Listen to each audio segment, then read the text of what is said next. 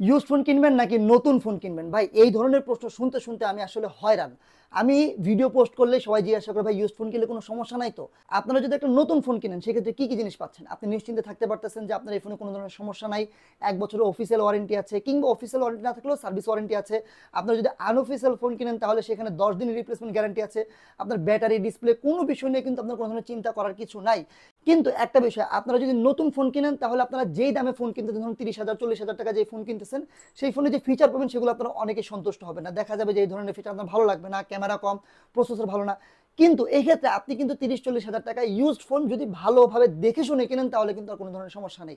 তো use phone কেনার আগে আপনারা কি কি দেখতে হবে? প্রথমে দেখবেন যে ডিসপ্লেটা কোনোভাবেই চেঞ্জ করা কিনা, কারণ একটা বিষয় কি, ডিসপ্লের দামই সবচেয়ে বেশি।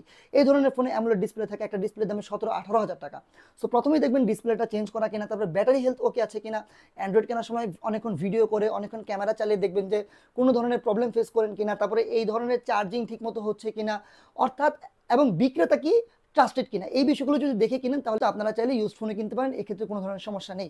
সো আপনারা কি ইউজ ফোন কিনেন নাকি নতুন ফোন কিনতে চান? অবশ্যই কমেন্টে জানাবেন, চ্যানেলটি ফলো করবেন।